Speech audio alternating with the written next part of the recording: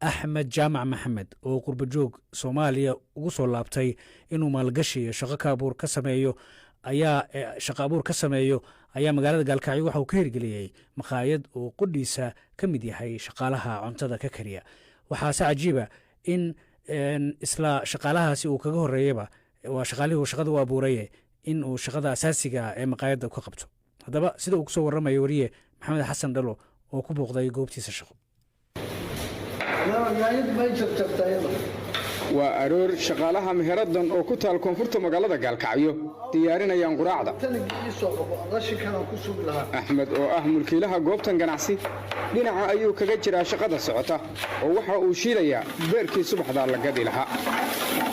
waa 52 sano jir qurbaha ka soo laabtay xirfadiisa cunno karintuna xilligan ma bilaaban ee waxa ay ku sidkanayd geedi socodka noloshiisa.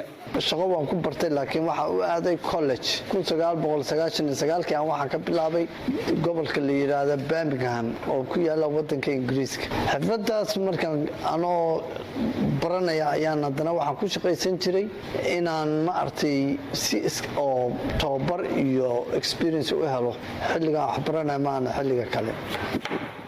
kolkii uu 4 sano kolleejkaas ka baranayay cunno karinta ayuu ka qaatay shahaado isaga oo xilliga London ka furay meherad cunnada lagu kariyo. laakiin sanado ka hor ayuu yimi magaalada gaalkacyo oo uu koonfurteeda ka hirgeliyay goobtan ganacsi. ceelaan ka qoday 240 mitir down ah waxaan ku qoday over 100 kun aan ku qoday waxaan ka dhisay 30 qol oo ma arto qolo la jiif ah dhirta kaliya ayaa ma arto 100 kun iyo xoogaa intaasoo shaqaalo waraabis abuuris marka waa over 2 million wax ku kacay amuuman meeshaas.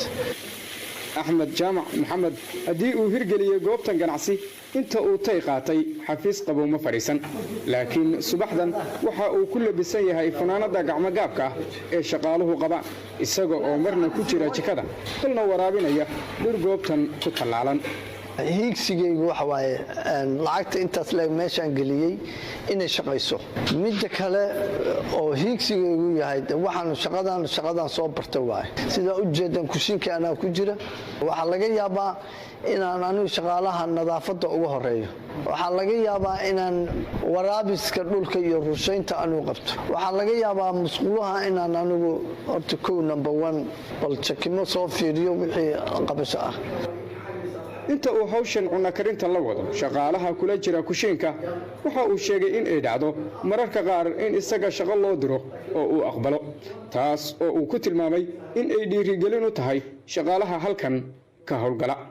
shaqaalahaygii oo ila shaqeynaa ama dadkii ila noolaana waxay u tahay dhiirigelin oo ah meeshaasu inaan maanta meesha marayo birita ayaguna ay ka sii hanbaqaadi karaan.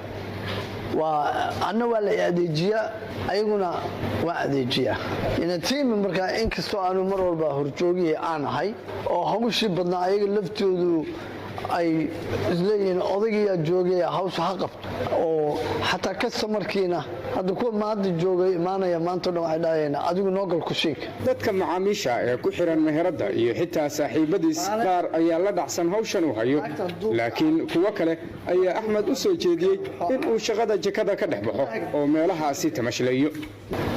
rumaantii koomana badan waa kala kulmaa hadda koorna way dhacday warniyo waxa la yiri xilliga tayga xiran jirta la jooga fariiso tayga xiro shaqaalaha shaqada u dhaaf laakiin shaqadu mar walba waxay u baahan tahay ninka aad dhiirigelinayso shaqaalahana inuu ogaado shaqadu waa muhiimada noloshuna waa muhiimada hadda shaqada aad dhisin noloshu muhiimad ma aha marka anigu hadda waxaan u arkaa kuwa xoolaha leh waa mutakabirnimo ismooda in marka anigu macnaha hadda shaqadaas aan qabo caafimaad qaba waa ma aragtay wax dhib ima hayaan waan ku raaxaystaa.